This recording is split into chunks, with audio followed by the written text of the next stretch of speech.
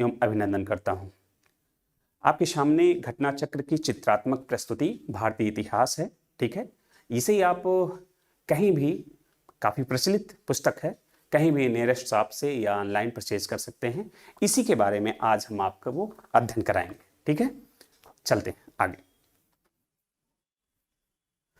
जैसा कि आप देख रहे हैं कि घटना चक्र की चित्रात्मक प्रस्तुति जो भारतीय इतिहास है, ये बेहद कंपाइल है। ठीक है, जो ज्यादा से ज्यादा पूरे सिलेबस को लगभग 126 पेजों में आपके सामने प्रस्तुत कर रहे हैं और बहुत ही सागर गर्भित है।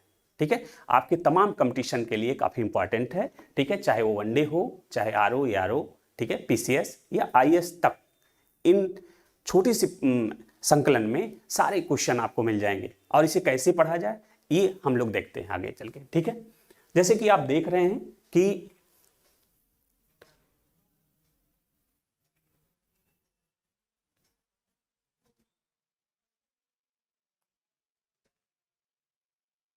ये है अनुक्रमणिका।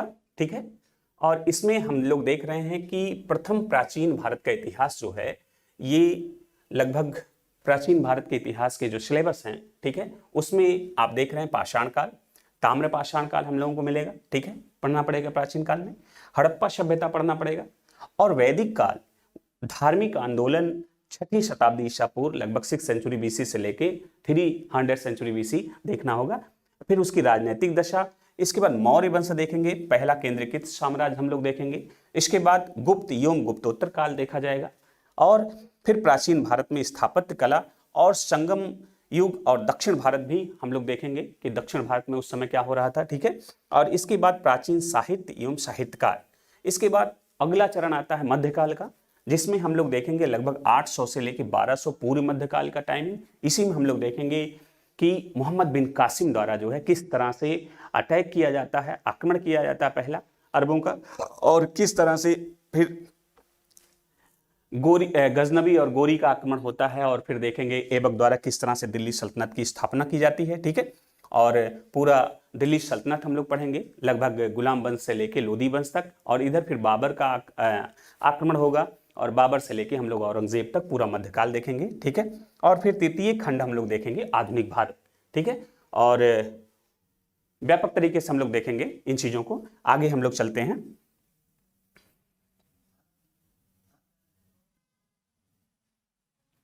ठीक है, इतिहास, अब हम लोग अपने सिलेबस टॉपिक पे आते हैं। ठीक है, इतिहास, इतिहास आप देख रहे हैं जिस तरह से लिखा हुआ है कि इसका शाब्दिक अर्थ, शाब्दिक दृष्टि से इतिहास शब्द संस्कृत भाषा के 3 शब्द इति और हा, इति मतलब ऐसा ही, और हा मतलब निश्चित रूप से, और आस मतलब था, ऐसा था, जिसका अर्थ है ऐसा ही निश्चित रूप से था। ठीक है, जिसका अर्थ है ऐसा ही निश्चित रूप से था। लेकिन आप ये तो इसका शाब्दिक अर्थ है। ठीक है, और इसकी जो सामान्य परिभाषा है, इतिहास मानव सभ्यता का, ठीक है, अभिलेखी साक्ष्य है या अभिलेख है। ठीक है, हम इसमें थोड़ा सा आपको ये बताने की कोशिश करेंगे कि जो अभिलेखी कोई भी मानव सभ्यता होती है, उसका कोई भी जो अभिलेखी साक्ष्य है, तो आप अभिलेखी साक्ष्य में बहुत सारा है, जैसे मेडिकल रिपोर्ट हैं या कॉल डिटेल्स हैं। अगर इन सब चीजों को क्या सारे अभिलेखी साक्ष्य जो है मानव सभ्यता के इतिहास के अंतर्गत रखा जाए, तो आप देखेंगे ऐसे अभिलेखी साक्ष्य, ठीक है, जो एक व्यवस्था प्रदान करते हो। ठीक है, व्यवस्था प्रदान करते हो। ठीक है, और वो व्यवस्था का अध्ययन जो है क्रमिक तरीके से होना चाहिए, क्रमबद्ध होना चाहिए, क्रमबद्ध। ठीक है, मतलब ऐसी अभिलेखी साक्ष्य जिसमें एक क्रमिक, ठीक है, क्रमिक तरीके से, क्रमबद्ध तरीके से, और एक व्यवस्था का अध्ययन प्रस्तुत करता हो। ठीक है, ऐसी घटनाओं को इतिहास के अंतर्गत रखा जाता है। और इतिहास में आप जानते हैं कि मानव सभ्यताओं का इतिहास होता है, मानव का इतिहास होता है, और मानव में ऐसे अभिलेखी साक्ष्यों के आधार पर ही पढ़ा जाएगा इन सभ्यताओं को, और उन साक्ष्यों से कहीं ना कहीं एक व्यवस्था ध्वनित होती हुई दिखाई देगी। ठीक है, और इस व्यवस्था को अगर हम थोड़ा सा गहराई में समझने की कोशिश करें, तो इन व्यवस्था को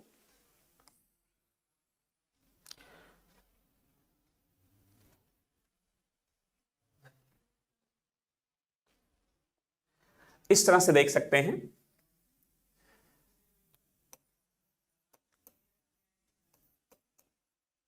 क्रमिक मतलब अल्टरनेट, क्रम से। जैसे एक उदाहरण के तहत हम समझ सकते हैं, जैसे आगे मिलेगा कि यहां से आप देखेंगे चाइनीज यात्री फाहियान आएगा, फाहियान, ठीक है। और फिर आप देखेंगे ह्वेनसांग आता है, ह्वेनसांग, ठीक है। इसके बाद आप देखेंगे इत्सिंग आता है, इत्सिंग आता है।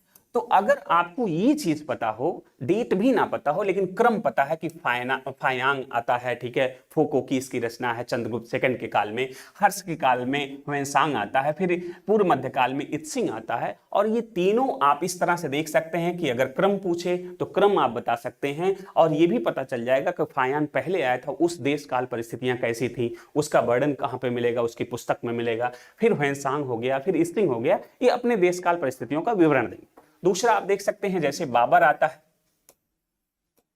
पानीपत का युद्ध है, ठीक है, 1526 में पानीपत का युद्ध लड़ता है। तो आप इस तरह से देखेंगे कि 1526 में पानीपत, इसके बाद 27 में आप देखेंगे, ठीक है, 1527 में आप देखेंगे कि ये खानवा का युद्ध लड़ता है, खानवा। फिर 28 में आप देखेंगे कि ये चंदेरी का युद्ध लड़ता है, ठीक है, चंदेरी का युद्ध लड़ता है। चंदेरी का युद्ध लड़ता है 1528 में।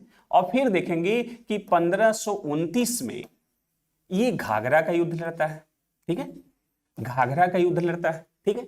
तो अब आपको ये पता चल जाएगा कि ये जो डेट है, अगर हम क्रमिक तरीके से अध्ययन करें, ठीक है, कि 26 में बाबर, 26 में ही क्यों, या 26 में उस समय भारत की देश काल परिस्थितियां किस तरह से थी, सामाजिक आर्थिक, ठीक है, सामंजस्य किस तरह था, कि कौन सी परिस्थितियां थी जिसकी वजह से बाबर यहां पे सफल हुआ, और बाबर अपने यहां फरगना में, आप देख रहे हैं कि फरगना से वापस आता है, यहां से पराजित शासक, और यहां भारत पे आके मुगल वंश की नींव डाल देता, ठीक है। तो इतिहास में जो हम अभिलेखी साक्ष्य के तहत देखेंगे कि एक व्यवस्था का सृजन किस तरह से कर रहा है, वो चीज देखा जाएगा। तो क्रमिक देखना है, और दूसरे देखना है कि जो अभिलेखी साक्ष्य में जो व्यवस्था है,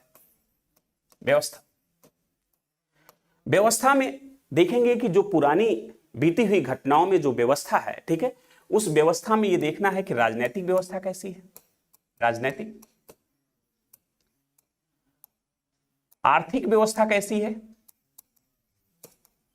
ठीक है, सामाजिक व्यवस्था कैसी है, ठीक है,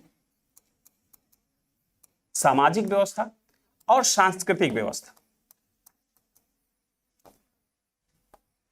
मतलब जिस तरह से बीते युग में जो भी घटनाएं होती हैं, उसमें हम देखेंगे कि बीते हुए युग में जो घटनाएं हैं उसका क्रमिक और व्यवस्थित अध्ययन करना है, और उस व्यवस्थित में एक व्यवस्था छुपा हुआ होगा, और उस व्यवस्था में राजनीतिक, आर्थिक और सामाजिक और सांस्कृतिक, ठीक है, ये व्यवस्थाएं निहित हैं। इनमें क्या क्या परिवर्तन हुआ, इन्हीं चीजों को देखा जाएगा। कि देश काल, मान लीजिए कि कोई सभ्यता ये है, दूसरा बी सभ्यता है, तो इन दो सभ्यताओं में हम देखेंगे कि ये सभ्यता का साइन मार्क क्या है। जिस तरह से हम देखते हैं कि मिस्र का पिरामिड है, ठीक है, और वहां पे मम्मी मिली है 5000 साल पहले, वो चीजें थी जो आज की सभ्यता, जो आधुनिक सभ्यता है, यहाँ पे मम्मी जैसी चीजें नहीं रह गई। दूसरा आप देखेंगे कि चंद्रगुप्त मौर्य या चंद्रगुप्त विक्रमादित्य का लौह स्तंभ उस जंग रहित है, लगभग 1800 से ज्यादा साल हो गए, लगभग 2000 साल के आसपास पहुंच रहा है, ठीक है, और उसमें जंग नहीं है। लेकिन आज ऐसी व्यवस्थाएं नहीं है, तो हम ये देखेंगे कि उस सभ्यता का वह कौन सा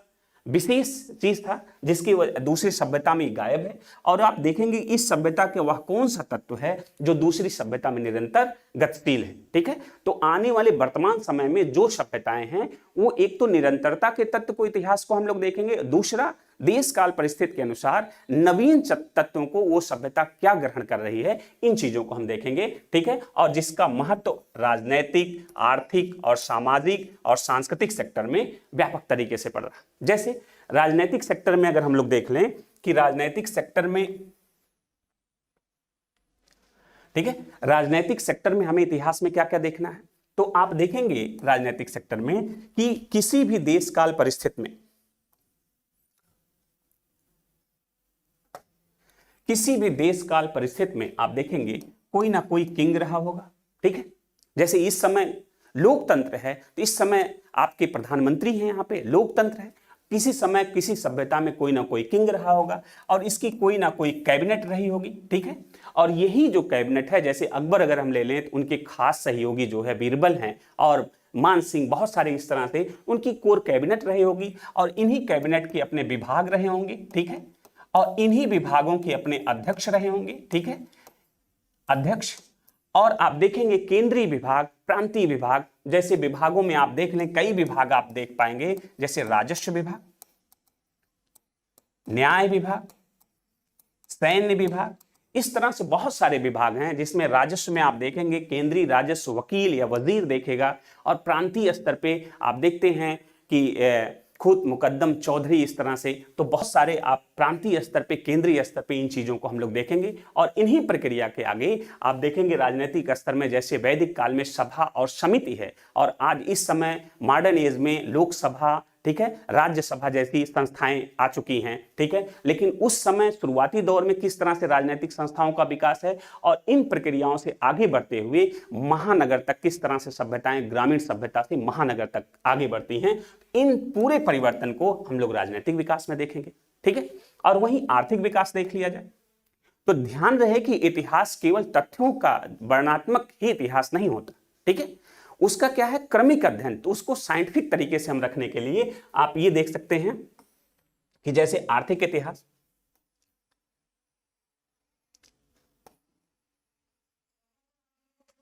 आर्थिक इतिहास, आर्थिक इतिहास में मानव सभ्यता की जब शुरुआत होती तो मानव सबसे पहले आर्थिक गतिविधियों में सबसे पहले महसूस करता, पहचानता है, वो है बागौर से जो है पशुपालन के साक्ष्य हैं, बागौर।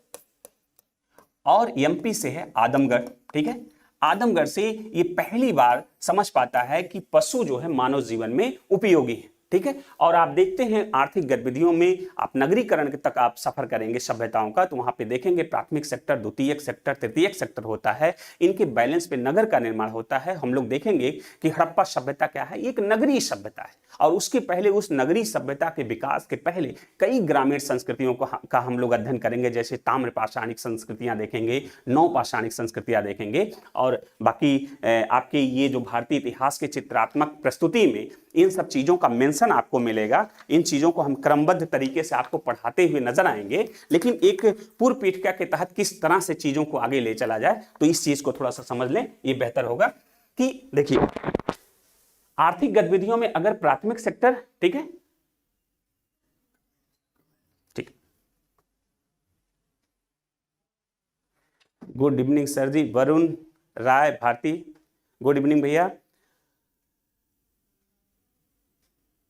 जी। हाँ डेली चलेगी वरुण जी, ठीक है। Poonam Mehta ji, yes sir, thank you thank you. Prabhat, प्रणाम सर, प्रणाम भैया, ठीक है। राजकुमार सर डेली क्लास चलेगी, जी हाँ 4 से 5 हम डेली मिलेंगे, ठीक है, ठीक है भैया डेली मिलेंगे। आगे बढ़ते हैं, ठीक है। आइए, तो आप देख रहे हैं आर्थिक गतिविधियों में मानव सभ्यता ने पहले, हम सभी का नाम नहीं ले पा रहे हैं भैया, ठीक है। सत्य भारती जी बहुत सुंदर है, थैंक यू भैया, ठीक है। बस ध्यान से आप लोग देखिए और चीजों को आगे बढ़ाया जाए, ठीक है।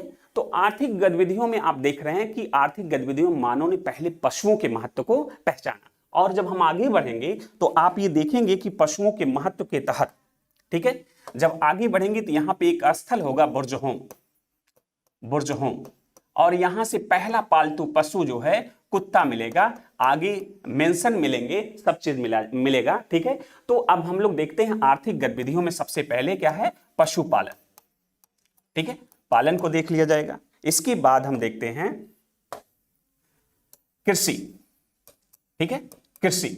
अब कृषि आप देखेंगे जिस तरह से मानव सभ्यता का विकास होगा, नवपाषाण काल में आएंगे, नियोलिथिक सेल्ट वाला जो युग आएगा, ठीक है, वहां पे कृषि की शुरुआत आपको मिलेगी जिस तरह से अभी मिलेगा। तो यहां पे आप देखेंगे लहुरा देव, लहुरा देव, संत कबीर नगर में है, जहां प्राचीनतम कृषि के साक्ष्य लेटेस्ट में मिल रहे हैं। और दूसरा आप देखेंगे जो मेहरगढ़ है, ठीक है, मेहरगढ़, ये लगभग 7000 बीसी आप पढ़ेंगे, 7000 बीसी के यहाँ कृषि के साक्ष्य हैं। और कृषि में वहां हम आपको बताएंगे गेहूं, जौ और कपास जैसे यहाँ पे साक्ष्य मिल रहे हैं। और इसके पहले किताबों में कोल डिहवा था, जो लगभग 6000 बीसी में चावल के साक्ष्य मिले थे, ठीक है। तो आगे हम लोग मिलेंगे, मतलब नव पाषाण काल, मध्य पाषाण काल में मनुष्य ने पशुपालन को खोज लिया, नव पाषाण काल में मनुष्य कृषि कर रहा है, आग के उपयोग की जानकारी करेगा। तो यहाँ पे अगर हम देखें आर्थिक गतिविधियों में, तो कृषि की शुरुआत हो जाती है। और जब कृषि की शुरुआत हो जाएगी तो जाहिर सी बात है मनुष्य क्या करेगा, स्थायी जीवन,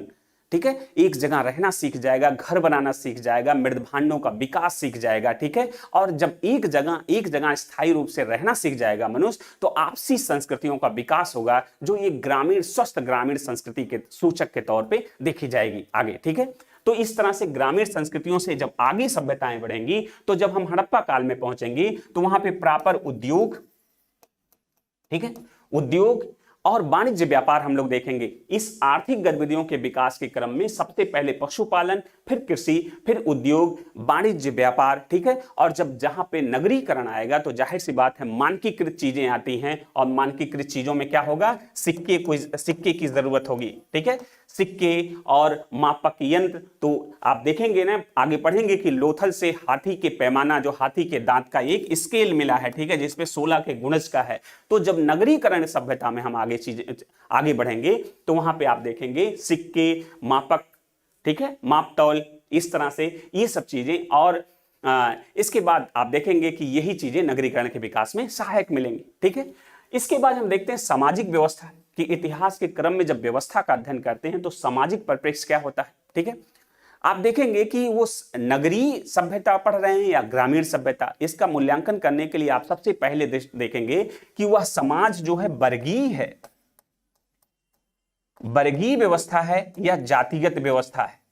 तो आप देखेंगे गांव में, ग्रामीण संस्कृतियों में जाति व्यवस्था जो है काफी कट्टरता से पालन किया जाता है, काफी रिजिड तरीके से परंपराएं हैं जाति व्यवस्था, तो वो तो ग्रामीण कल्चर हो जाएगा। लेकिन शहरों में आप देखेंगे तो वहां पे आपने देखा होगा ए क्लास, बी क्लास, सी क्लास के कर्मचारी हैं, वहां क्लास या वर्गीय विभाजन होता है, यहाँ जाति व्यवस्था जो है कमजोर होने लगती है। और ये क्लास सिस्टम, वर्ग आधारित व्यवस्थाएं होती हैं। तो इन व्यवस्थाओं के आधार पे हम समझ जाएंगे कि वह समाज नगरीय समाज है कि ग्रामीण समाज है, ऐसा मिलेगा आगे। और इसके बाद कोई भी समाज हो, आगे जब देखेंगे तो उस समाज की स्त्री की स्थिति आप देखेंगे, ठीक है, कि उसमें स्त्रियों की स्थिति क्या है। स्त्रियों की स्थिति से आप जान जाएंगे कि वह युग, वह देश काल परिस्थिति जो है, ये ग्रामीण संस्कृतियों का द्योतक है या नगरीय सभ्यता का द्योतक है, ठीक है।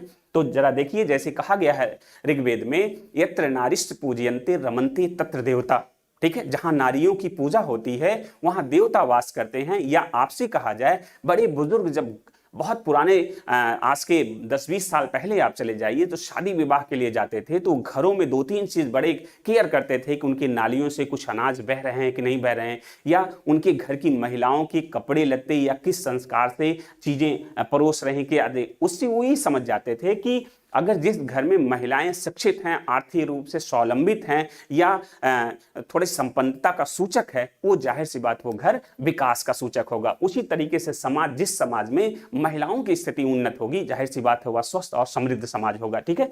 आप देखेंगे कोई भी वर्ग देखेंगे, चाहे वो नगरीय सभ्यता का समाज देखेंगे या ग्रामीण सभ्यता का समाज, वहां स्त्रियों की स्थिति होगी। इसीलिए परीक्षाओं में अक्सर पूछा जाता होगा कि ऋग्वेद की विदुषी महिलाएं कौन सी थी, ठीक है। उत्तर वैदिक की विदुषी महिलाएं गार्गी आप जानते हैं, और ऋग्वेद में अपाला, घोषा, ठीक है, इस तरह से आप जानते हैं। और इसके बाद जब हम लोग जैन धर्म में चलेंगे तो जैन धर्म के 19वें तीर्थंकर मल्लिनाथ को आप देखेंगे, ठीक है। और आगे बढ़ेंगे, इसी तरह से कश्मीर की शासिका, ठीक है, सुगंधा देवी, और वहां पे रानी दिद्दा आपको मिलेंगी। इस तरह से बहुत सारी महिलाओं का योगदान इतिहास में है, उस चीज को हम लोग देखेंगे, ठीक है। और फिर मध्यकाल में रजिया आपको दिख जाएगी। फिर मुगल काल में आप देखेंगे गुलबदन बेगम हुमायूं नामा लिखती है, फिर जो है जहां आरा मखफी नामक उपनाम से कविता करती है, ठीक है। तो इस तरह से तमाम महिलाओं की, इसके बाद आप मॉडर्न इंडिया में देखेंगे उषा मेहता से लेकर सभी लोग जो है रेडियो, टीवी वगैरह इस तरह से संचालन। तो इतिहास में महिलाओं का क्या योगदान रहा है, इन चीजों के माध्यम से हम लोग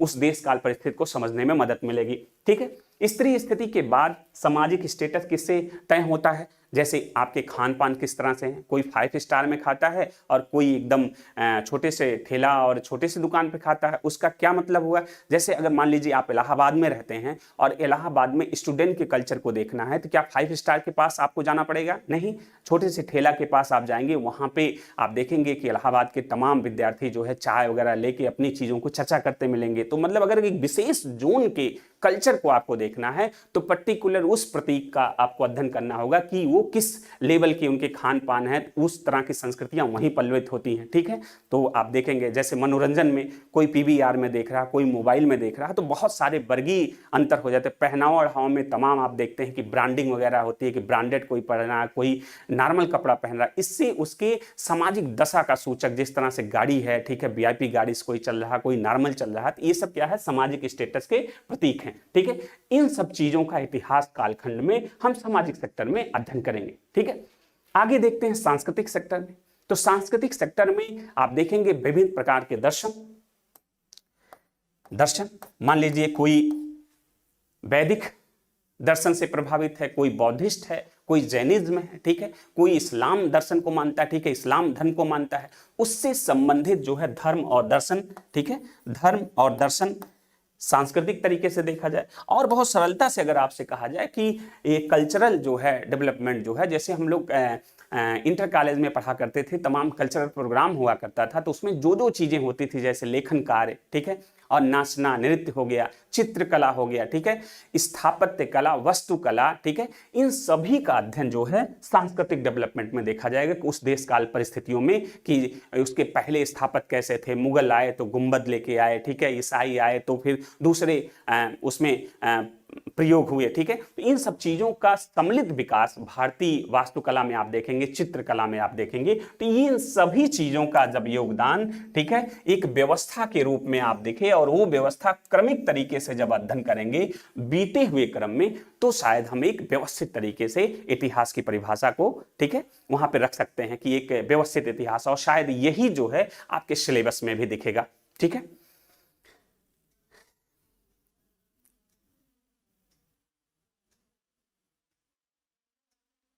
जी भैया वरुण जी, पीडीएफ भी उपलब्ध होगा, ये पीडीएफ फॉर्म में भी आपको मिल जाएगा, रेगुलर क्लासेस में मिलेंगी। ठीक है, और कोई सुझाव हो, ठीक है,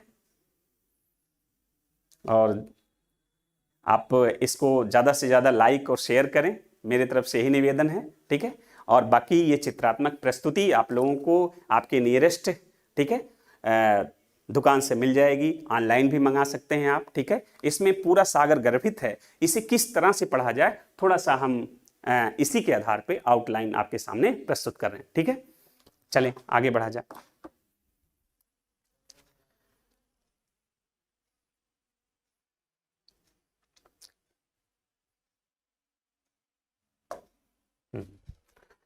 तो अभी आप देख लिए कि सर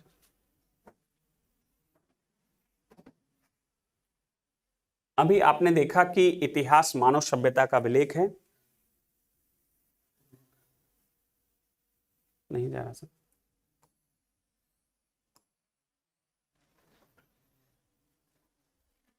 हाँ जी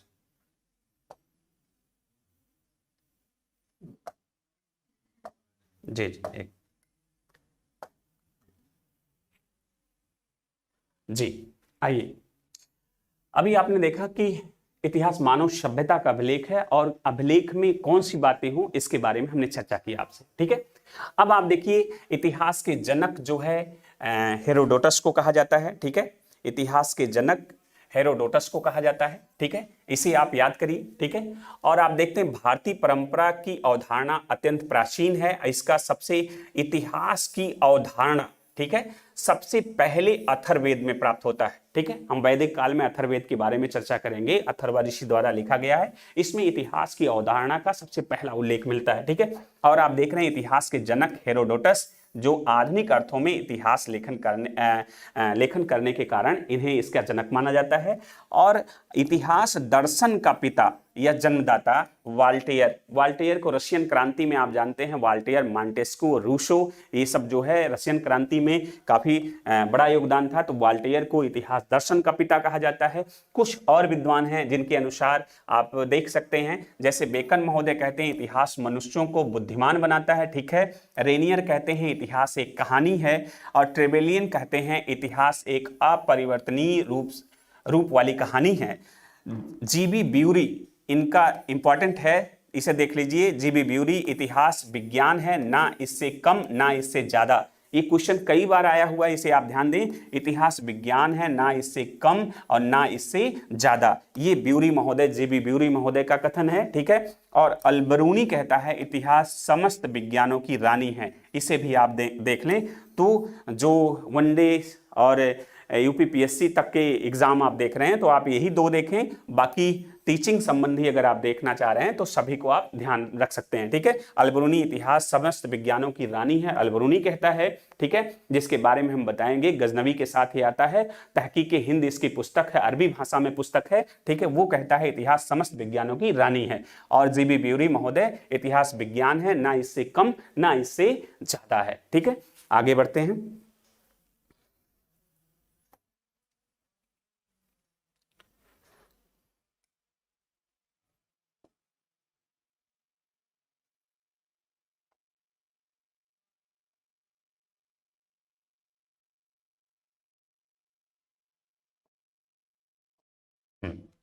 आइए देखिए भैया,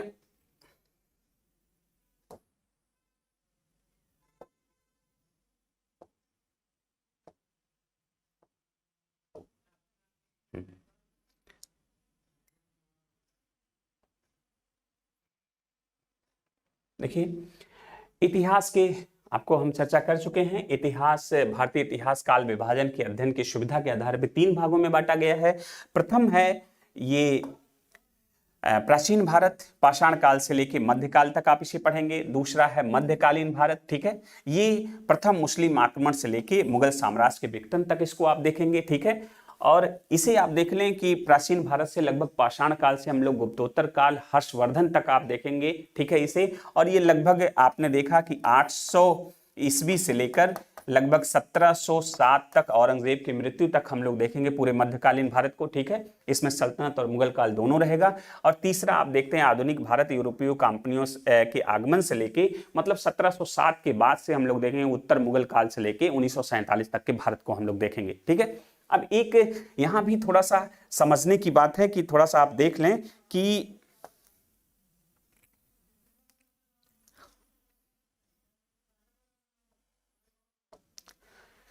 यहां पे आप ये देख लें कि किस तरह से आप प्राचीन भारत आप पढ़ेंगे, किस तरह से मध्यकालीन भारत पढ़ा जाता है और किस तरह से आधुनिक भारत पढ़ा जाता है, ठीक है। आइए थोड़ा सा इसे भी आप समझ लीजिए।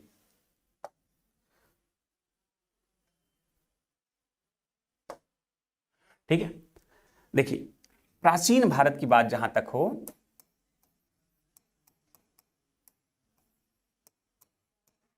ठीक है, प्राचीन भारतीय इतिहास की बात जहां तक है, ठीक है, इसे आप 2 तरीके से पढ़ेंगे। जैसे एक सभ्यता ये ए है और दूसरी है ये बी, ठीक है। आप बस जो भी चैप्टर हम लोग प्राचीन काल में देखेंगे उसमें हमें 2 तरीके से देखना है। माना ये सिंधु सभ्यता, ये वैदिक काल है, ठीक है। इन दोनों के बीच में, 2 सभ्यताओं के बीच में एक साइन मार्क क्या है इस सभ्यता का। जैसे मान लीजिए कुछ खास चीज, जैसे मिस्र का जो मम्मी अभी तक लोग नहीं बना पाए आधुनिक सभ्यता, या फिर आप देख रहे हैं चंद्रगुप्त मौर्य का मेहरौली लौह स्तंभ, मतलब अभी तक ऐसा लोहा नहीं प्राप्त हो पाया है जो जंग रहित हो। और तब की टेक्नोलॉजी में ऐसा कुछ था कि जो जंग रहित है वो 2000 सालों से लगभग दिल्ली में है, ठीक है। अगर आप छोटा सा सोच लें कि 2000 साल का वो एक लौह स्तंभ अभी तक सुरक्षित है, अगर ये सभ्यताएं जान जाती तो कितने हजार करोड़ इन सभ्यताओं का बच जाता। और पुल, रेलवे जो साल 2 साल 100 साल 150 साल में नुकसान होते हैं देशों के, वो बच जाते और सभ्यताएं और आगे तक पहुंच जाती, ठीक है।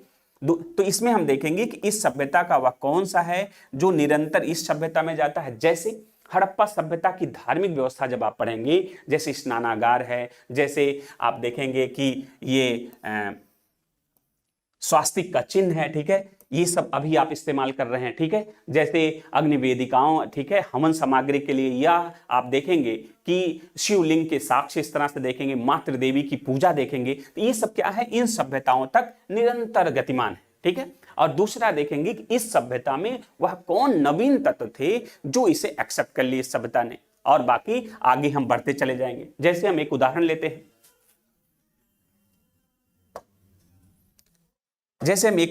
हैं, जैसे हम वैदिक काल में गुप्तचर को स्पष्ट कहेंगे, ठीक है, स्पष्ट, ये उत्तर वैदिक मतलब वैदिक काल का गुप्तचर होगा, ठीक है, स्पष्ट। यही व्यवस्था आगे बढ़ेगी मौर्य काल में, तो संस्था और संचरा के नाम से जाना जाएगा, संस्था और संचरा, ठीक है। इसी को गूढ़ पुरुष भी कहा जाता है, गूढ़ पुरुष, ठीक है। और जब यही व्यवस्था आगे चलेगी तो बलवन के समय में वरीद नामक गुप्तचर की स्थापना होगी, वरीद। और यही वरीद जब अलाउद्दीन खिलजी के काल में आएगा तो प्रांतीय स्तर पे गुप्तचर की नई व्यवस्था आ जाएगी, मुन्हियान, ठीक है। और इस तरह से आधुनिक काल में आईवी वगैरह इस तरह से आप देख रहे हैं, तो आप देखेंगे इतिहास जो क्रमिक तरीके से है कि स्पष्ट लेते हुए आगे बढ़ते हुए गुप्तचर की जरूरत आज भी है, और किस तरह से वैदिक काल से लेकर व्यवस्थाएं आगे बढ़ी। तो हम प्राचीन काल में दो सभ्यताओं के बीच में, ठीक है, क्या परिवर्तन के तत्व रहे और कौन सी सभ्यता कौन नवीन तत्वों को ग्रहण की, इन दो चीजों पे फोकस करेंगे। और जो विद्यार्थी हर चैप्टर में इन दो तत्वों पे फोकस किया तो एंशिएंट इंडिया में उसे दिक्कत नहीं होने वाली, ठीक है। बाकी तथ्य इसमें दिए गए हैं आपके चित्रात्मक प्रस्तुति में, और वो हम अभी आगे विवरण करेंगे, ठीक है। आगे देखिए, दूसरा हम लोग देखते हैं मध्यकाल की बात। मध्यकाल किस तरह से पढ़ेंगे? मध्यकाल आप देखते हैं गुप्तोत्तर काल में, आप देखेंगे गुप्तोत्तर काल के पहले सातवाहन युग में एक नानाघाट अभिलेख है, ठीक है। नानाघाट अभिलेख से पहली बार जो है भूमि दान के साक्ष्य मिलते हैं, ठीक है। कहां से? नानाघाट से, नानाघाट अभिलेख से, ठीक है, भूमि दान के साक्ष्य मिलते हैं, भूमि दान के साक्ष्य मिलते हैं। और आप ये देखेंगे कि इस समय इस भूमि दान के साक्ष्य ने किस तरह से ये किंग जो है एक छोटे से सामंत को भूमि देता है। और आप देखेंगे आगे जब कुषाण काल के बाद गुप्त काल आप पढ़ेंगे, गुप्त काल में आप देखेंगे श्री गुप्त और घटोत्कच की उपाधि क्या रहती है? महाराज। इसके बाद चंद्रगुप्त प्रथम की उपाधि क्या आगे बढ़ जाएगी? महाराजाधिराज। इसके बाद आप देखेंगे चंद्रगुप्त द्वितीय की उपाधि, वो कहेगा महाराजा धीराज से काम नहीं चलता, मैं परम भागवत हूं, देवगुप्त हूं और विक्रमादित्य हूं। तो आप ये देखेंगे कि जो उपाधियां बढ़ती हुए क्रम में दिख रही है वो दरअसल इसी भूमिदान का जो प्रक्रिया है ये बढ़ते हुए क्रम में है। और यही भूमि सामंत एक बार ऐसे व्यापक होते हैं कि जो राजा के लिए दिक्कत पैदा करते हैं, ठीक है। और राजा को तमाम उपाधियां, जैसे आप देखेंगे गुप्त काल गुप्तोत्तर काल में बहुत सारी उपाधियां आप देखेंगे, तो ये इस चीज का सूचक है कि सामंतवाद की शुरुआत यहीं से मानी जाती है, सामंतवाद, ठीक है। और इसी सामंतवाद के परिप्रेक्ष्य में आगे आप देखेंगे इसी अवलोक में पूरा मध्यकाल, मध्यकाल का जो आप देखेंगे, मध्यकाल वैसे भी जीवन में अगर आप मध्यकाल कहेंगे वया संधि कहा जाता है, जिसमें बचपन और युवा अवस्था दोनों होता है, एक संक्रमण का काल कहा जाता है। और उस संक्रमण काल का आप देखेंगे सामंतवाद के ही नेचर में जो शासक कुछ आधुनिक बातें करता हुआ नजर आएगा, जैसे कृषि व्यवस्था की स्थापना किससे की? एमबीटी ने, मोहम्मद बिन तुगलक ने कृषि दीवाने कोही नामक जो कृषि विभाग की स्थापना की, किसने अनुवाद विभाग की स्थापना की। तो हम देखेंगे कि सामंतवादी परिप्रेक्ष्य में कुछ आधुनिक प्रतिमानों को जो सुल्तान ग्रहण करेगा वो मध्यकाल में इंपॉर्टेंट होगा, इस तरह से देखा जाए। और फिर आगे हम लोग देखेंगे आधुनिक काल को किस तरह से पढ़ा जाएगा। आधुनिक काल, ठीक है, आधुनिक काल। तो जैसे कि देखते होंगे कि आधुनिक काल 1707 ईस्वी से लेकर 1947 तक आप देखते हैं, तो क्या प्रश्न ये बन जाता है कि 1707 में आप आधुनिक हो चुके थे, आधुनिक काल रखा जाए? तो आप ये देखेंगे कि आधुनिक काल वस्तुतः सही अर्थों में आधुनिक काल उस युग को, उस समय को कहा जा सकता है जहां पे समानता, स्वतंत्रता, बंधुत्व और मानवतावाद जैसी संकल्पनाएं समाज में आ चुकी हों। तो क्या औरंगजेब के मरते ही ऐसी संकल्पनाएं दिख रही? नहीं। तो आप देखेंगे कि 1707 से लेकर 1857 के विद्रोह तक अंग्रेजी साम्राज्य का सामना उसी पुराने मानदंडों पे यहाँ के नेता, यहाँ के क्षेत्रीय नेता, ठीक है, चाहे वो निम्न जाति आंदोलन हो, चाहे कृषक आंदोलन हो, इसका व्यापक स्वरूप आप 1857 में देखेंगे।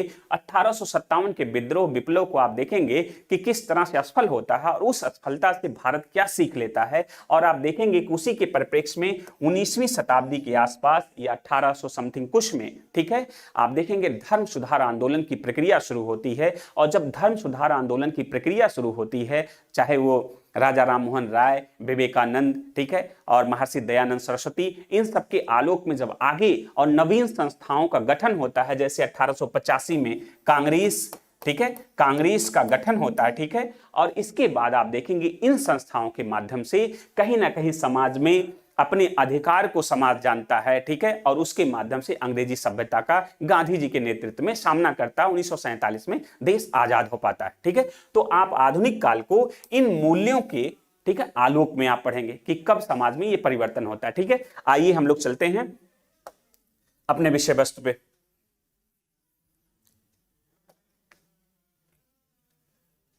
अब देखिए, इतिहास, प्राचीन इतिहास का जो सामान्य वर्गीकरण है, इतिहास में अगर हम पूर्व की बातों की चर्चा करेंगे तो केवल कथा कहानी मात्र होगा।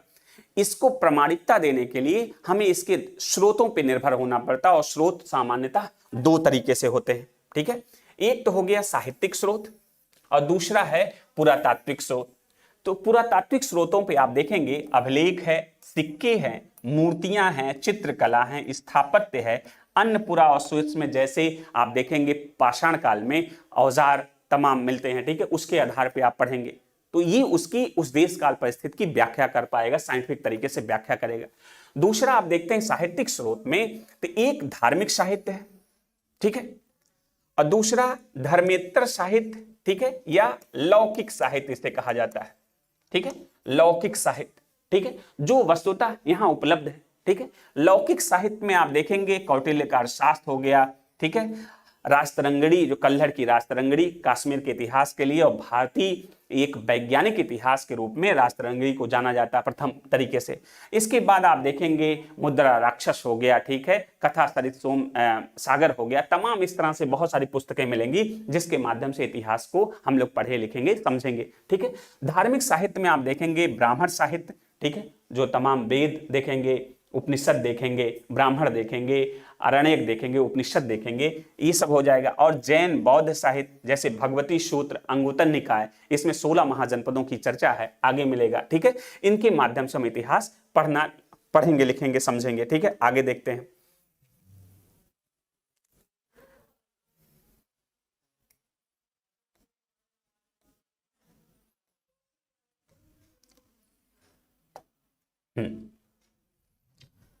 ये रहा। अभी देखिए धार्मिक साहित्य में, ठीक है, एक ब्राह्मण साहित्य, ठीक है, जो अभी हमने चर्चा किया था, वैदिक साहित्य हो गया, ठीक है,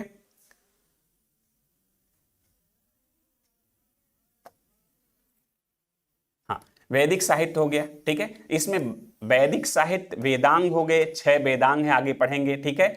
और ये ब्राह्मण साहित्य में, ठीक है, वैदिक साहित्य में आप चारों वेद पढ़ेंगे, ऋग्वेद, सामवेद, यजुर्वेद, अथर्ववेद पढ़ेंगे, ठीक है।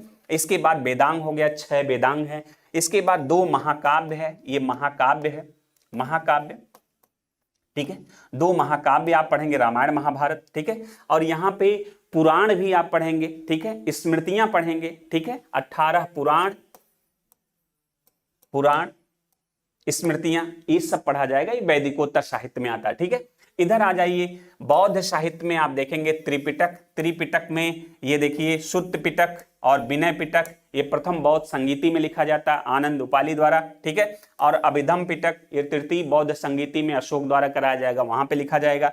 फिर वंश साहित्य में दीप वंश, महावंश, ये वस्तुतः सिंघल द्वीप श्रीलंका साइड की पुस्तक है, बौद्ध पुस्तक, जिसके बारे में इतिहास की जानकारी मिलेगी। आ जाइए जैन साहित्य के बारे में देख लीजिए, 12 महत्वपूर्ण साहित्य है, इसे आगम कहा गया है। आगम मतलब जैन साहित्य को आगम कहा गया है। हम वहां चर्चा करेंगे जैन धर्म में पूर्व आगम, ठीक है। इस तरह से यहाँ आचरांग सूत्र, नाय धम्म कहा, उसाद उ सग दशाओ, भगवती सूत्र, ठीक है। तो ये सब पुस्तकें जैन धर्म के माध्यम से आप इतिहास का अवलोकन करेंगे। ये सब चीजें, आगे चलते हैं।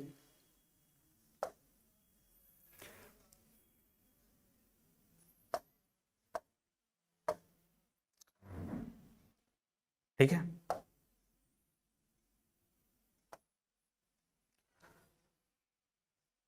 हाँ, धर्मेतर साहित्य, ठीक है। जैसा कि आप देख,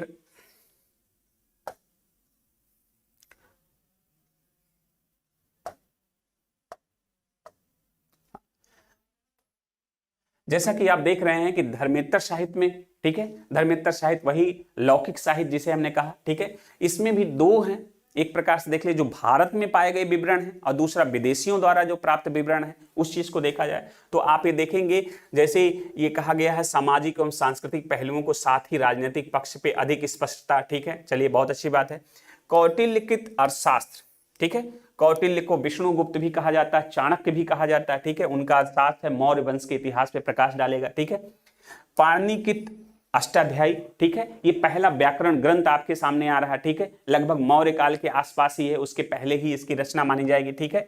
इसके बाद आप देखेंगे, अगर हम कहें मौर्य काल के बाद ये सब गुप्त काल की रचनाएं हैं। पतंजलि का महाभाष्य जो है ये शुंग काल की रचना है, ठीक है। शुंग काल में पुष्मित शुंग के दरबार में पतंजलि रहते हैं, ठीक है। इसे देखा जाए, इसके बाद विशाख दत्त का मुद्रा राक्षस, सोमदेव के कथा सरित सागर, क्षेमेंद्र की बृहद कथा मंजरी, कामंदक का नीत शास्त्र, ठीक है, कालिदास मालविकाग्निमित्रम, ये सब पुस्तक गुप्त काल की पुस्तक हैं और इनके आधार पर इतिहास का हम लोग पढ़ेंगे, समझेंगे, ठीक है। ये लौकिक साहित्य के माध्यम से देखा जाएगा। और आगे देखिए, ये देखिए वृत्तांत लिखने वाले कुछ विदेशी यात्री, ठीक है। विदेशी यात्री कौन थे? हेरोडेटस को आप जान रहे हैं, ठीक है, इतिहास के पितामह, ठीक है। नियार्कस और मेगास्थनीज। नियार्कस ये सिकंदर के समय का समकालीन टाइप का है। उस समय सिकंदर का आक्रमण, यूनानियों का आक्रमण होता है, ये समस्त यूनानी है, ठीक है। और यूनानियों के द्वारा इतिहास का मंचन नियार्कस हो गया। मेगास्थनीज, मेगास्थनीज चंद्रगुप्त मौर्य के दरबार में रहेगा, ठीक है। प्लूटार्क और जस्टिन नहीं है, प्लूटार्क और जस्टिन चंद्रगुप्त मौर्य को कहेगा कि ये 5 लाख सेनाओं से पूरे भारत को रौंद देता है, उसके बारे में, चंद्रगुप्त मौर्य के बारे में जानकारी। एरियन स्ट्रेबो, चंद्रगुप्त मौर्य को सेंड्रोकोटस के नाम से कहते हैं, तो वहां हम लोग चर्चा करेंगे। प्लिनी, ठीक है, और टालमी, ठीक है, ये सब इनके माध्यम से, टालमी, ठीक है, भूगोल वेदता है, ठीक है, इन सब के माध्यम से हम उस देश काल परिस्थिति का अध्ययन करेंगे, ठीक है। इधर आ जाइए, चीनी यात्री ह्वेनसांग। अब देखिए, फाहियान चंद्रगुप्त मौर्य के काल में आया, ठीक है। इसके बाद ह्वेनसांग हर्ष के काल में आया। और सुंग यून जो है ये 500 लगभग 538, लगभग 500, 550 मान लीजिए, 558 वगैरह के आसपास सुंग यून आता है भारत में, ठीक है। और इसके बाद इत्सिंग आता है 673, ठीक है। तो ये चौथे नंबर पे होगा, ये तीसरे नंबर पे होगा, पहले नंबर पे, दूसरे नंबर पे, इस तरह से। और इन चीजों को पढ़ने के लिए हम लोग ये मैपिंग करके हम लोग देखेंगे किस तरह से, जिससे आपको क्रम पता हो कि आने वाला क्रम कब है और इसके बाद किस शासक के यहाँ आते हैं, उनकी पुस्तकें क्या है। जैसे फाहियान का फोको की है, ह्वेनसांग का सी यू की है, इस सिंह की पुस्तक नहीं प्राप्त होती है। इस तरह से चीजें हम ध्यान देखेंगे आगे। अरबी यात्रियों में आप देखते हैं इब्न खुर्दाद, ये भूगोल वेदता है, ठीक है। सुलेमान, ठीक है, ये भी आता। अल-मसूदी, अल-बरूनी, अल-बरूनी को आप जानते हैं कि गजनबी के साथ ही आता है उत्तर भारत में, ठीक है। और ये तहकीक हिंद लिखता है उत्तर भारत के बारे में, अभी आपने पढ़ भी लिया है कि इतिहास को सभी विज्ञानों की रानी कहा जाता है, ऐसा कुछ कथन आपने पीछे पढ़ा, ठीक है। तो ये सब साहित्यिक स्रोत हैं जिनके माध्यम से इतिहास को पढ़ेंगे, समझेंगे। आगे बढ़ते हैं।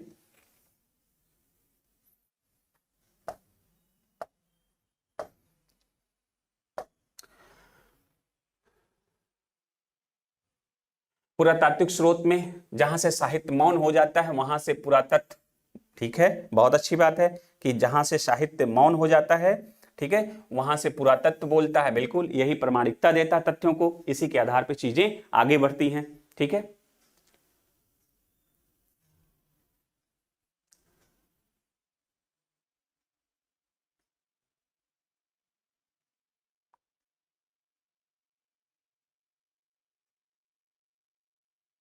ठीक है राजन कुमार जी,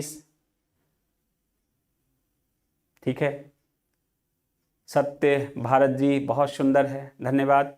प्रभात सर येलो कलर नहीं दिख रहा है, ठीक है, येलो कलर नहीं यूज होगा, ठीक है। आगे से चलिए, बहुत अच्छा। आगे देखते हैं।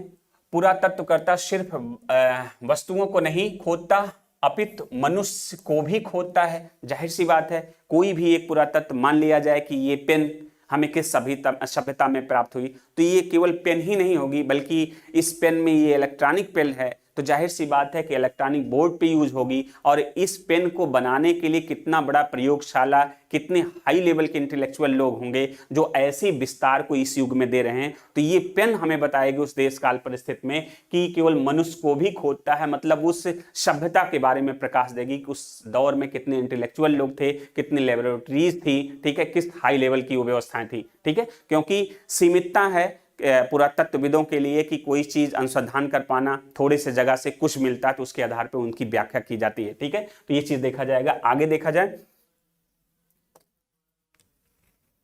भारतीय इतिहास का काल विभाजन, ठीक है, आधार लिखित साक्ष्यों के आधार पर उपलब्धता एवं पठनीयता, ठीक है, विशेषताएं, ठीक है। प्रागैतिहासिक काल, आइए,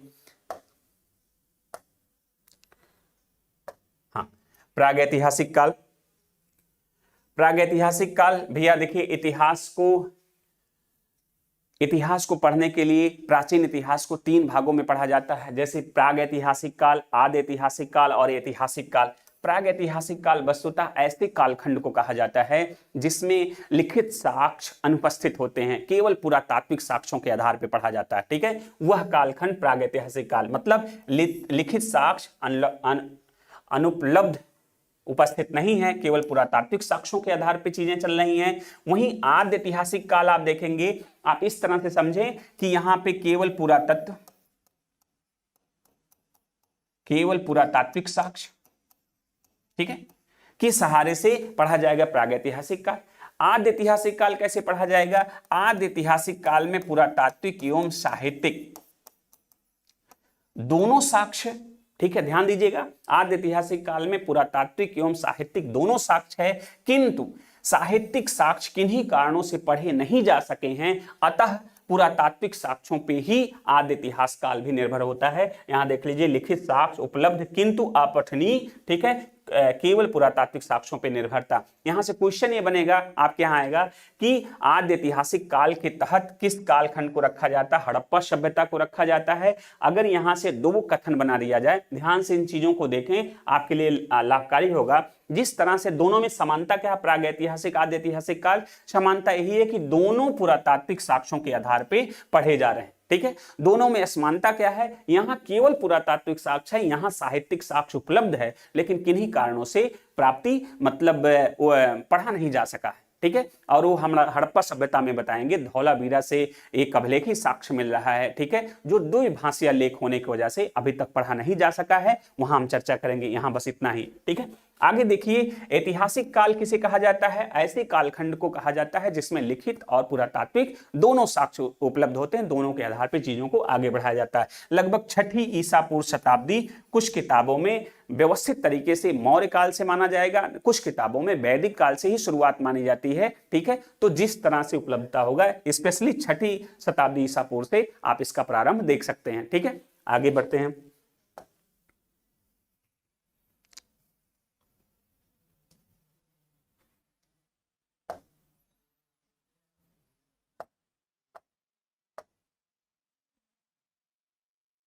ठीक है, अब देखते हैं पाषाण काल। मानव के प्रारंभिक काल के विषय में जो पुरातात्विक साक्ष्य मिलते हैं, उनमें पाषाण निर्मित उपकरणों की अधिकता के कारण इस काल को पाषाण काल कहते हैं, ठीक है। चलिए, काल विभाजन के तौर पे आप देखिए कि पाषाण काल 3 भागों में बटा हुआ है। पूर्व पाषाण काल, ठीक है, पूर्व पाषाण काल, मध्य पाषाण काल और नवपाषाण काल, ठीक है। इसे कहा जाता पैलियोलिथिक, इसे कहा जाता मेसोलिथिक, इसे कहा जाता नियोलिथिक, ठीक है, नवपाषाण काल, ठीक है। अब इसमें आप देख लीजिए कि पूरा पाषाण काल, लगभग पूरा पाषाण काल, मध्य पाषाण काल और नवपाषाण काल, ये देखिए पूरा पाषाण काल है। यहाँ पे इतिहासकारों के बीच में विवाद है, ठीक है। बहुत सारी पुस्तकें 30 लाख वर्ष से 10,000 बीसी के बीच में रखती हैं। अभी कुछ एनसीईआरटी 10 लाख से लेके 10,000 बीसी के बीच में रख रहा है। आपको हम बता दें कि यहाँ पे अगर हम आपको एक, ये देखिए महाराष्ट्र में एक जगह बोरी है, ठीक है, बोरी से 14 लाख वर्ष पूर्व, ठीक है, 14 लाख वर्ष पूर्व का जो है पुरातात्विक साक्ष्य मिल चुका है। तो आप ये देख सकते हैं 10 लाख से लेके 10,000 कुछ इतिहासकारों के माध्यम से है। तो आप एक चीज देखिए, इतिहास के निर्धारण में ये कौन सा पाषाण काल आप पढ़ रहे हैं, और पाषाण काल पूरी तरीके से आप पढ़ना केवल पुरातात्विक साक्ष्यों के आधार पे। तो हम केवल प्रवृत्तियों पे ध्यान देंगे, क्योंकि यहाँ डेट इन सब चीजों को लेके विद्वानों में मतभेद है। तो यहाँ पे एनसीईआरटी के माध्यम से रखा गया 10 लाख से 10,000 बीसी के बीच में। वस्तुतः यह वह काल है जो मानव के विकास की अवस्था का काल है। जैसे मानव सबसे पहले आप अगर इस तरह से देखें कि सूर्य से जो है एक टूटता है ग्रह, गर्म गोला जो है, ठीक है, ठंडा होता है पृथ्वी, और फिर उसमें साइंस के तरह से तमाम गैसी उत्पन्न होता है, फिर वो बादल बनता, बारिश होता है। फिर आपने देखा पैरामीशियम, अमीबा पैरामीशियम, इस तरह से आप विकास देखे होंगे। मानव तक का विकास आ जाइए, मानव तक का जब पृथ्वी पे विकास हुआ, वहीं से इतिहास की गाथा शुरू हो जाती है। और मानव के विकास में सबसे पहला मानव आता है जो घुटनों के बल चलने वाला, वो रामापिथेकस होता है। और सबसे आद्य और प्राचीन मानव की बात कहा जाए तो प्रोटो ऑस्ट्रेलियाइड मानव हैं, ठीक है, जो सबसे प्राचीन व्यवस्थित मानव के रूप में आ रहे हैं, ठीक है। इसके बाद आप देखेंगे कि होमो इरेक्टस है, ये सीधा खड़ा होकर चलने वाला, इसे जर्मनी में है होमो इरेक्टस, ये सीधा खड़ा होकर चलने वाला और अग्नि का आविष्कारक भी माना जाता है, ठीक है। इसके बाद आप देखेंगे होमो हैबिलस है, ये कारीगर मानव है, और होमो हैबिलस इसी पूरा पाषाण काल का मानव है, सबसे पहले औजार बनाने वाला मानव कहा जाएगा होमो हैबिलस। इसके बाद आप देखेंगे इसी में उच्च पूरा पाषाण काल, मध्य पूरा पाषाण काल के बाद आप देखेंगे कि ये उच्च पूरा पाषाण काल है। और इसमें सबसे पहले देखिए ब्लेड और ब्यूरिन, यहाँ सबसे महत्वपूर्ण विशेषता है कि होमो सैपियंस जैसा बुद्धिमान मानव, ठीक है, ये यहाँ पे आता है और मानव सभ्यता को एक दिशा प्रदान करता है, ठीक है। तो इस तरह से मानव की कहानी। और आप ये देखेंगे कि ये पूरा पाषाण काल लगभग 10 लाख से 10,000 बीस, इनकी आजीविका का मुख्य साधन क्या था, थोड़ा सा देख लें। आजीविका का मुख्य साधन क्या था, ये आजीविका का मुख्य साधन शिकार एवं खाद्य संग्राहक थे। स्पेशली पूरा पाषाण काल में अभी आप देख रहे हैं कि यहाँ पे क्या है, शिकार कर रहे हैं, और किसी तरह से ना तो आवास की जानकारी है, ना तो अग्नि के प्रयोग की जानकारी है, ना तो पशुपालन से सभ्यता परिचित है। ये पूरा पाषाण काल को 3 भागों में बांटा गया है, निम्न पूरा पाषाण काल, मध्य पूरा पाषाण काल, ठीक है, और उच्च पूरा पाषाण काल। इसकी व्यवस्था देख लीजिए, लगभग 10 लाख से 1 लाख बताया गया है यहाँ पे, ठीक है। तो 10 लाख से 1 लाख हिस्सा पूर्व में निम्न पूरा पाषाण काल है। ये हस्त, कुठार, खंडक और बिदारणी जैसे उपकरण जो है निम्न पूरा पाषाण काल के हैं, ठीक है। खंडक आपसे पूछा जाता है बिदारणी या हस्त कुठार टाइप के उपकरण कहाँ मिले हैं, निम्न पूरा पाषाण काल, ठीक है। और ये है मध्य पूरा पाषाण काल, ये लगभग 1 लाख से 40,000 बीच की स्थिति है। तो यहाँ टाइम बहुत ज्यादा नहीं ध्यान देना है, ये देखना है कि फलक प्रकार की संस्कृति, यहाँ स्क्रैपर प्रकार के उद्योग इसी समय होता है। और गहराई से अगर चीजों को देखा जाए तो ये फलक संस्कृति यहीं पे मध्य पूरा पाषाण काल में आप देखेंगे, ठीक है। और ठीक है, आगे देख लिया जाएगा, ठीक है। मध्यम आकार के हस्त, कुठार, बिदारणी और ये सब, तो आपको यहाँ पे देखना है ये कोर प्रकार के उपकरण है, ठीक है। कोर ये फलक प्रकार के उपकरण है, और ये उच्च पूरा पाषाण काल में सल्क प्रकार के, ठीक है। इसी सल्क प्रकार में जैसे हम आपको एक उदाहरण स्वरूप में बताना चाहते हैं कि जैसे मान लीजिए कि कोई पत्थर है,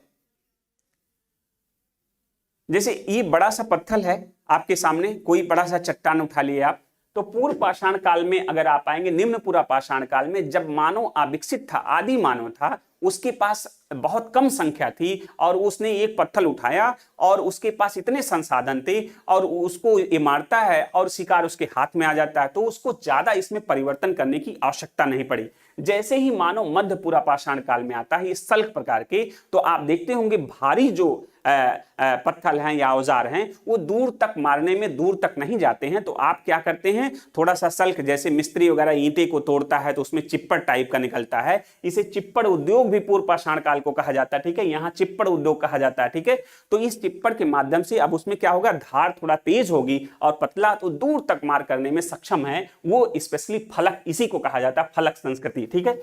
और जब उच्च पूरा पाषाण काल में जाता है, जनसंख्या बढ़ती है, संसाधन कम होते हैं, मारने के बाद भी कुछ शिकार बाहर चले जाते हैं, अब यहां पे ब्लेड प्रकार के औजार, मतलब इस फलक को और घिस के तीखा करके कि लगने के बाद उस शिकार उनके हाथ में आ जाए। और ऐसा क्यों संभव हो पाया, क्योंकि ये ब्लेड प्रकार में ऐसा मानव पृथ्वी पे आ रहा, होमो सैपियंस जैसा बुद्धिमान मानव आ रहा है जो इतिहास की दशा और दिशा को बदल देगा, ठीक है।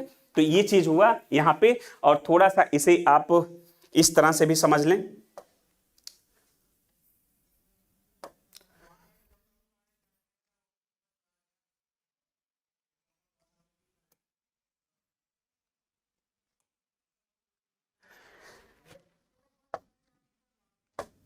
जैसे देखिए, पाषाण काल को आपको समझने के लिए तीन घाटियों का अध्ययन करना है। जैसे यहां पे है सोहन घाटी, सोहन घाटी, और ये है बेलन घाटी, बेलन घाटी, ठीक है। और यहां पे आप देख रहे हैं तमिलनाडु में है कोरतेयार घाटी,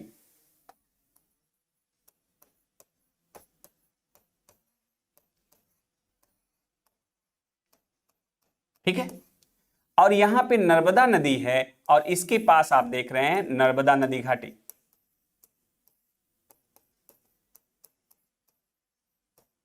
नर्मदा नदी घाटी।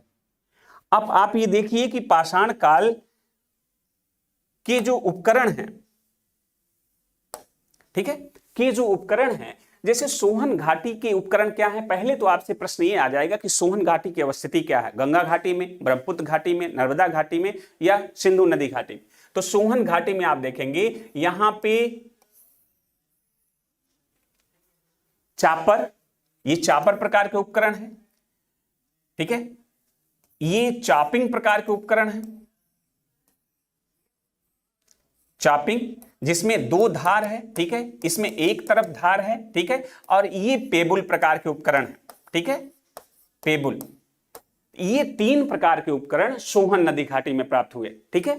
और आप देखेंगे कोरतेयार नदी घाटी में 1863 में रॉबर्ट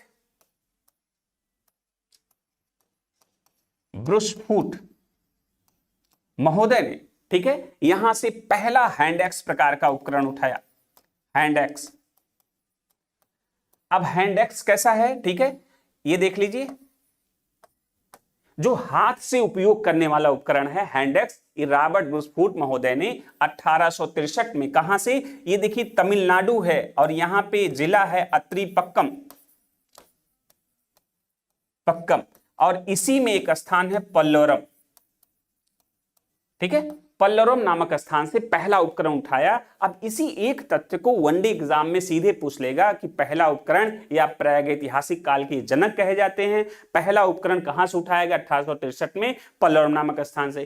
थोड़ा सा अपर परीक्षा में आप जाएंगे तो ये कहेगा यही मद्रास है, ठीक है, मद्रासी संस्कृत में किस प्रकार के उपकरण पाए गए, हैंडेक्स प्रकार के, ठीक है। यही कोरोमंडल तट है, पूछा जाएगा हैंडेक्स, आईएएस में पूछा जाएगा कि हैंडेक्स प्रकार के उपकरण किस तट पे मिला, कोंकण तट, मालाबार तट, कोरोमंडल तट आपके सामने है, ठीक है। एक बार पूछा गया यहां महेंद्रगिरी, ये नीलगिरी है पर्वत, नीलगिरी घाटी में किस प्रकार के उपकरण पाए गए, ठीक है।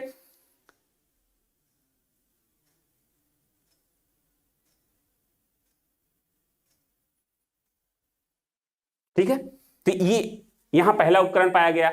इस नर्मदा घाटी में आप पढ़ेंगे तो हथनौरा नामक स्थान से, हथनौरा, ठीक है, हथनौरा नामक स्थान से पहला मानव कपाल पाया गया, ठीक है, होमो इरेक्टस प्रजाति का।